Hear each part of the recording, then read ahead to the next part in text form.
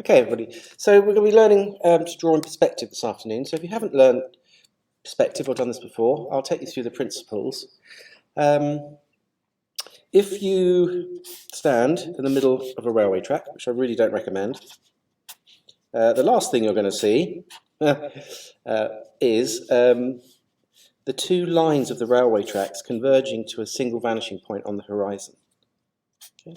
This is because things that are parallel to each other, anything that's parallel, like this, the sides of these two rulers here, will converge and get smaller as it goes away from you. So you can see that happening quite easily there as we go down along the ruler, that it's smaller in the distance and closer as it's nearer to you. There's also another effect you can see happening on the ruler. You can see that the gaps between the numbers get smaller and tinier as it goes away from you. So they're the two main principles that we'll be dealing with today.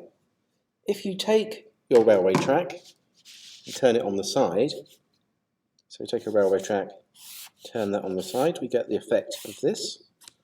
Okay, I can then put another railway track this side of the vanishing point, and then what that allows me to do is cut a short side and make a long side. So we have a box in perspective. Now if I want to find the quickest way to the centre of a square, the quickest way would be to do a cross through the middle, and that finds the perfect centre.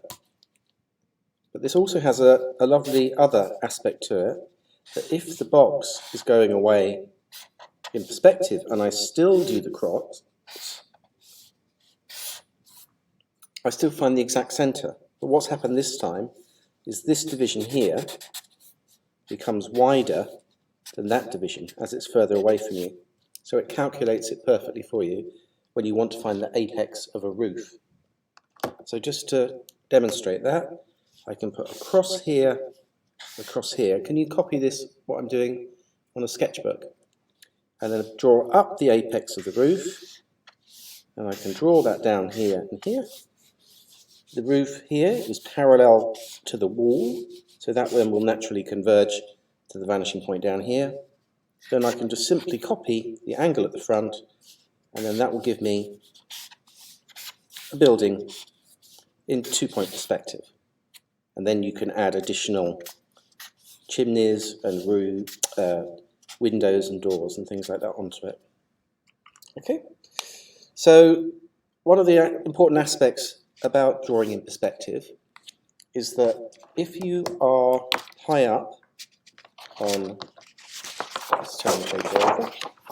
So if you're high up on a car park, multi-storey car park, and you are looking at the buildings below you, and we draw these buildings below the eye line, we do a cross there, we'll be able to see down into the chimneys on top of the roofs, that way. Conversely, if you are at a low viewpoint and the building rises up above the eye line, you won't be able to see into the chimney, and you won't even hardly be able to see the roof. Okay? So it's a really good technique for kind of working things out.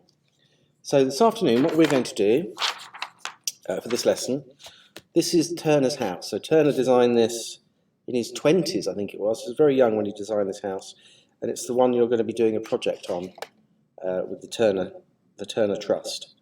And I imagine that's Turner and his wife sitting out there in the back garden. This is the back of the house here. Okay. So that's going to be our subject, and we're going to learn to do this in 2-point perspective. So make sure that you've got a ruler, a pencil, and paper. So what we need to establish first of all by looking at this picture is where actually is the eye line. So the eye line is about here, so it's a fairly moderate one. So then we're going to draw our eye line about the similar height on the paper as this. So we're looking at that. So take your ruler and draw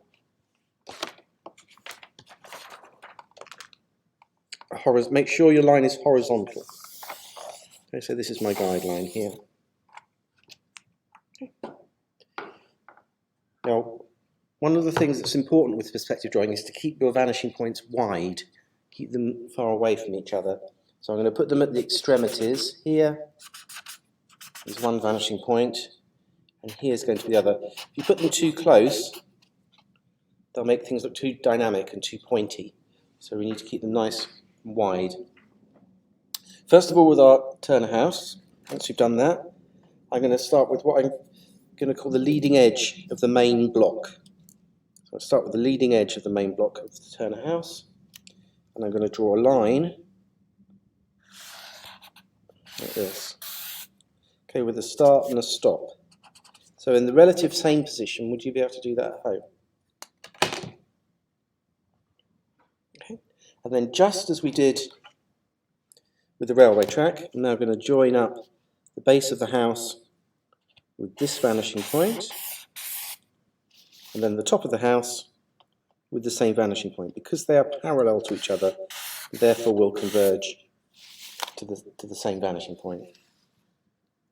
I'm going to look at the photo. I'm going to get the proportion of the rectangle about the same. So I'm just going to do that.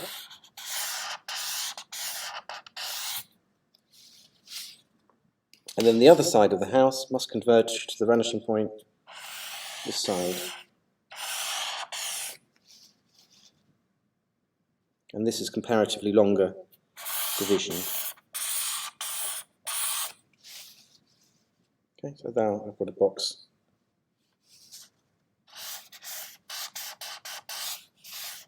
Like this. Okay, so now that wall is now this wall, and then this is the front. So once you've achieved that, the next stage I need to do is find out how to put this apex of the roof in. So to find out how to put the apex in, I'm going to draw cross to cross and cross to cross. Okay, I'm only going to do those lightly. Pen's running out anyway. And then that's going to enable me to keep your verticals vertical. It's very easy to get them on the wonk. Yeah, you can even take a set square and put it on the baseline to see that you really force yourself to make sure that vertical is purely vertical. And we need to do a construction line up through the middle like that. Okay, and not going too high. If I look at the relationship here, I want to go up about here. That is going to be the height of the roof.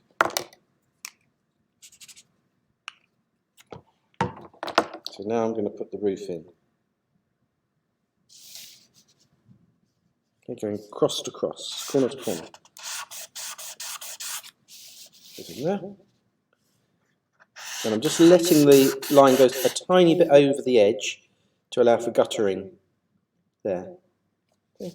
Top of the roof will go down to the vanishing point here. And it's fairly high up, so we're not going to see much of that part of the roof because we're a little bit below the roof. If you can put in that part there. Okay. If you can then take that angle, slide your ruler back till you get to the far wall, then you should be able to join up and get the line for the far edge of the roof. Okay. So that's our main block, first of all. Next I need to add on this bit part of the build here. So I'm just going to look at the division as it goes down that wall, put another vertical on to start adding that additional building. And it's going to go to the same vanishing point on the right. And the line will go up. Here on the left, it's about halfway up the wall, going to the vanishing point there.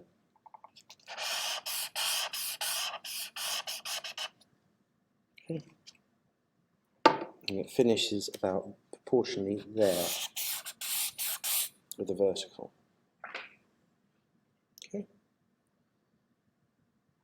Well, you can rub out, where things overlap like that, you can rub them out. Because I'm using a marker, I can't. I could just use a little bit of masking tape to cover it up so it becomes visually clearer for you at home, like that. Okay, the top and the bottom of this wall, the wall that's in shade, is going to go to the vanishing point.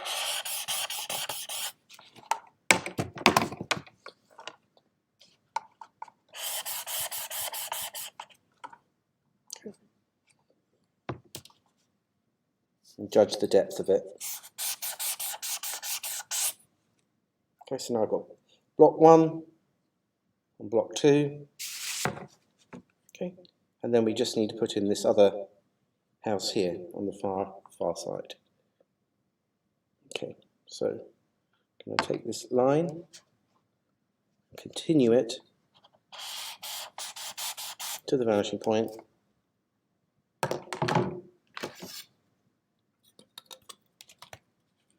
And then put the vertical here. Okay.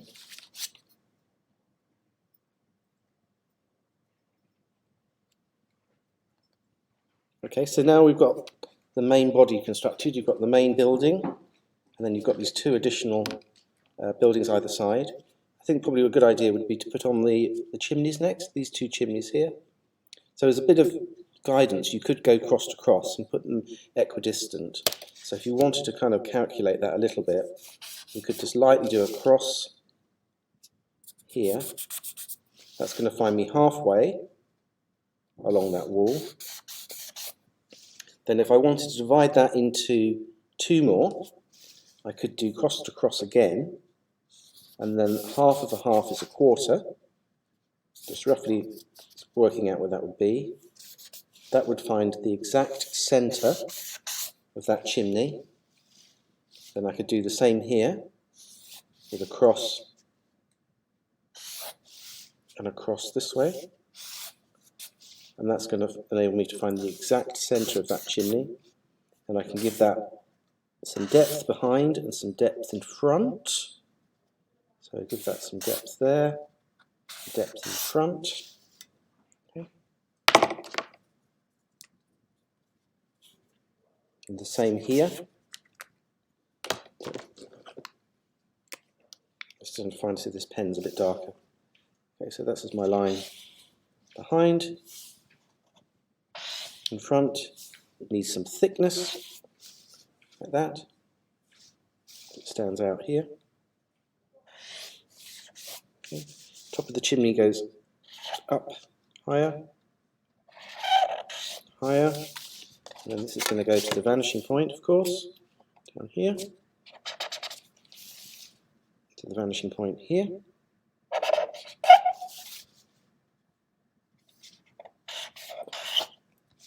Okay, once, and do it twice. Okay, so that's going to be front, back of the chimney, give it some thickness. Okay, if you drop that line down across, keep them at the same height, and then this one will go to the vanishing point here. Okay. And there is a little feature on the chimneys which we can add as well. Here, here.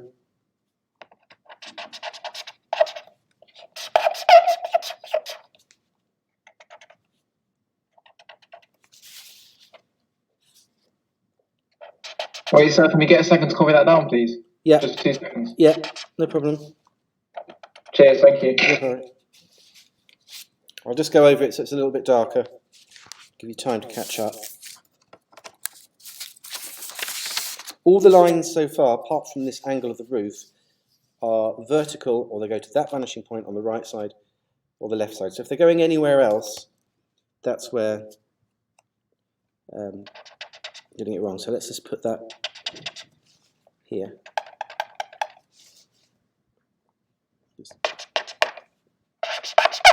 I'm going to need new root markers. Okay, this is a dark one. Right, I'm going to go over this now, make it a bit darker so it's clearer for you. So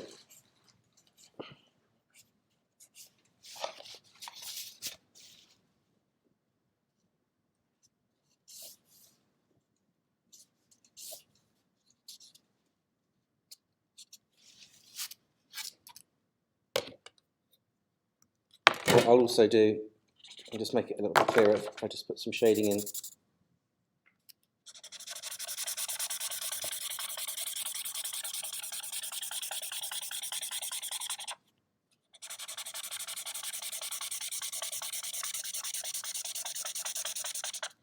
You don't need to shade yours at home. I'm just literally doing it so it's got an ease of seeing what's going on.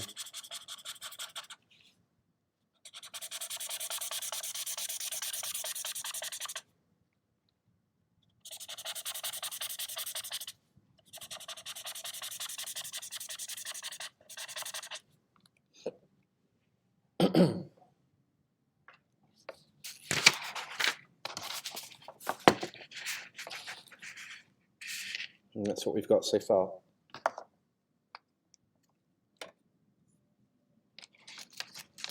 So I'm going to hang on for 2 minutes so people can feel that they're not getting lost.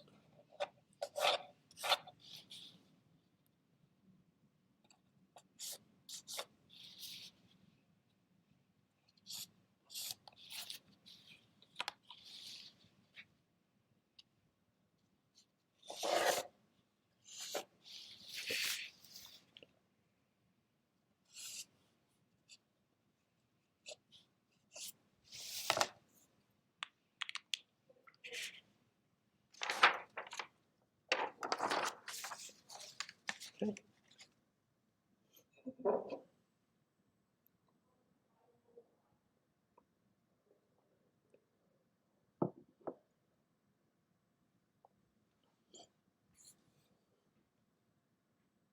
Now, one thing I don't know if you can notice, but on this part here, on that part of the roof, there's actually got a cut corner. So the corner's actually been cut, so it's a little bit more hexagonal there and there. So that will be my next move to do that. Is everyone okay to carry on at this stage? Are we okay? You can say in the chat if you want me to just hang on a bit.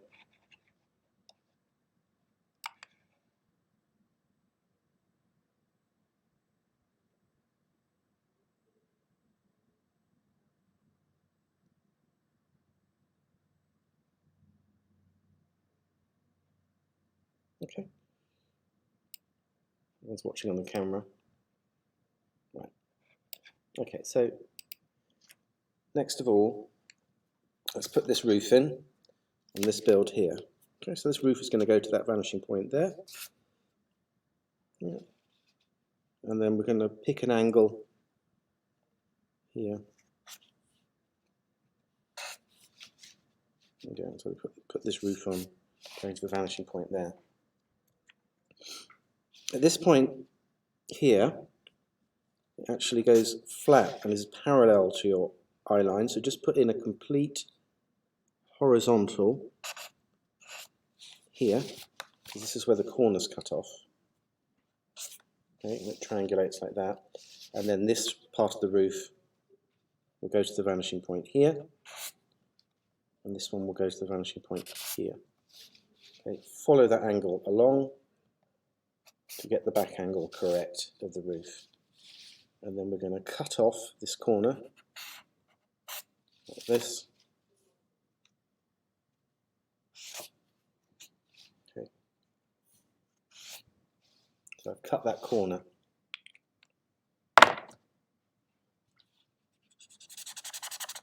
Sorry, I'll turn the light on.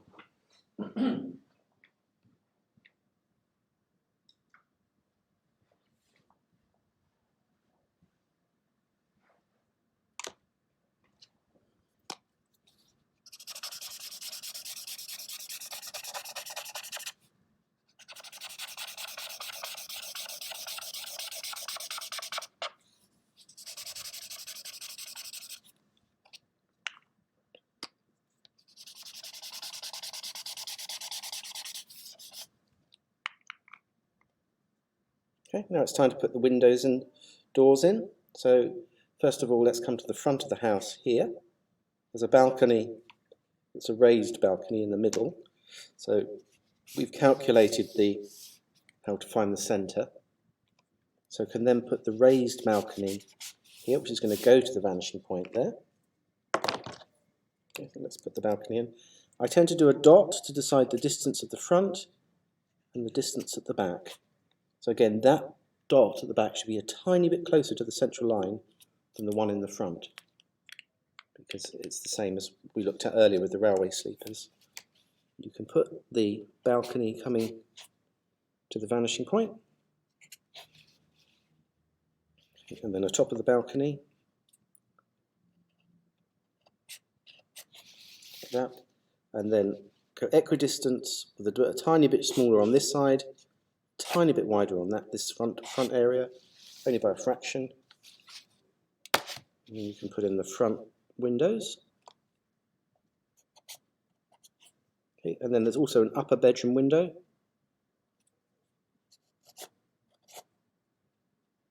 Okay, do double line for the window ledge, and then again keep this in line, so the front of the window needs to be in line with the bottom window, and there like that. Okay. There's also a decorative feature coming along here at the top of the roof. And we give your front of your window a double thickness, like that, and just let it overhang by a fraction.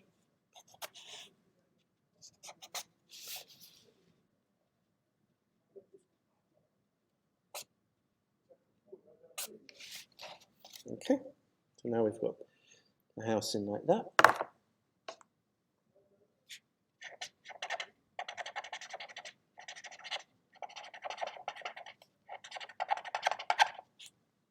Okay, let's put some shading in either side of the windows for the shadow. Then I need to find this window here, this one. Okay, so for that one, I'm going to do cross to cross. Help me find the centre of that plane of the wall. Okay, that will find the centre of the window. And again, go a little bit behind and in front, fractionally further away, and do a top and bottom.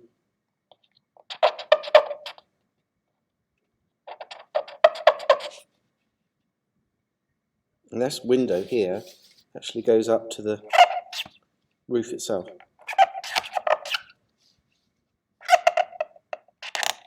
Okay. It's like this.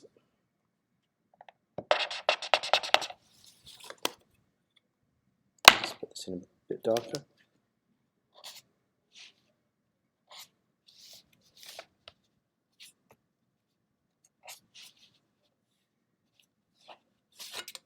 Okay. And there are some panel features, I don't know if you can see, but there are some sort of decorative panel features that I can just put the impression on here and here. There are some sort of decorative inlays on the side of the build there.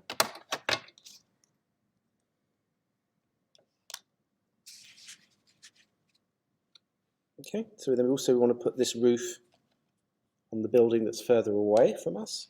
So I can descend this needs to go to that vanishing point on the side. So that's going to need to project down to that one. Like that. And then you can pick an angle for the roof at the back. It's just done by eye.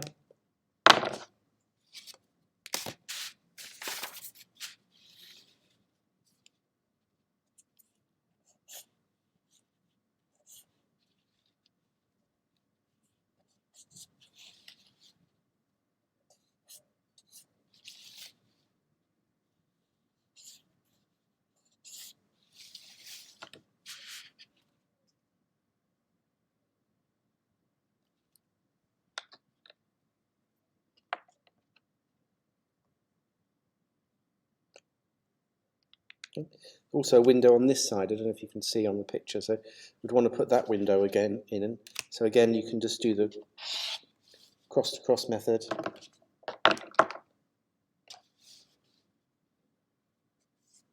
To find the centre of that plane. Up from that. Finding the centre of the window, again a bit at the front, a little closer behind. Yeah, that window also goes up to the roof. And the bottom and the window ledge will go to the vanishing point.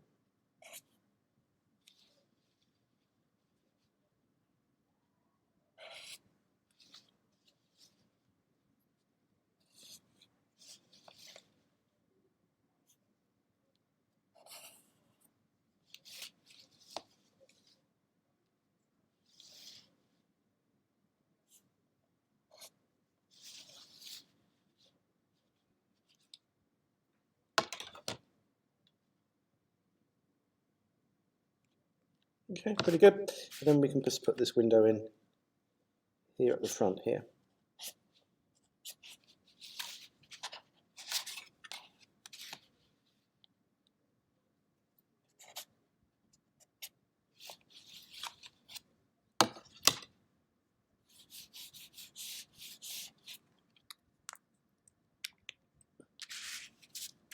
So we can contextualize the setting. You can see here the River Thames. You can see between Turner's house, which is now in St Margarets, and then the River Thames here. There's nothing but, in actual fact, that is a little bit closer actually where the building is. But there's nothing there at all. This is where all the houses are now. So just incredible to think what the local area would have been like in Turner's day when he was living here. So you can contextualize your landscape, and you can sort of, let's see if I can get a marker that actually works. And you can just do natural landscape shapes and some trees based off what I'm looking at here in the drawing.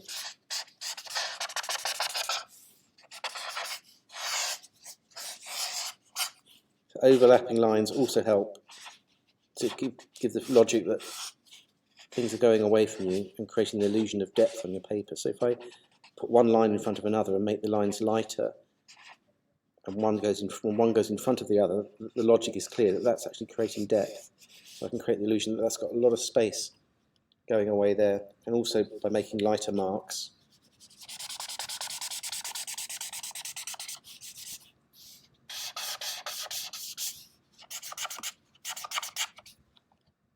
Okay. And then a little bit of shadow underneath where the guttering is.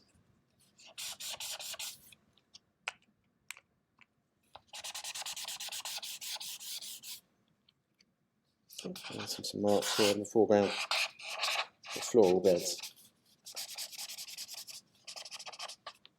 So, how are we getting on? Let's have a look in the chat.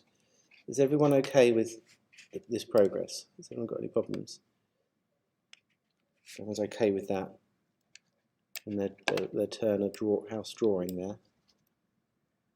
So, once you've got the main things down, you can kind of work on it. This picture you can find online. So if I just find this picture online and I can give you it in the chat, and what that will enable you to do is add additional detail to your drawing. So that's what I'm going to do now. I'm going to just look for Turner's house.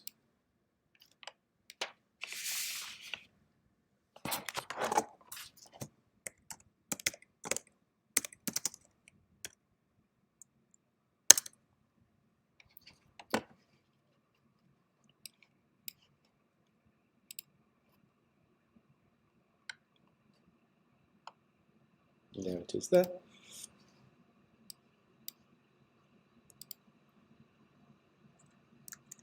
Just copy that.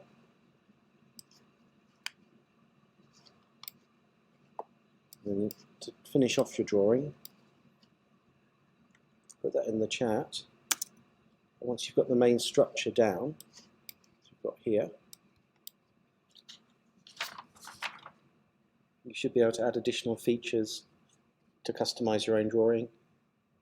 You could make this balcony here look like it's coming out in front of you, just by a bit more shading underneath there, and putting a depth as that goes back to the vanishing point here. So this side of the balcony receding just with a short line there to the back. Some bars to stop you falling out. Okay.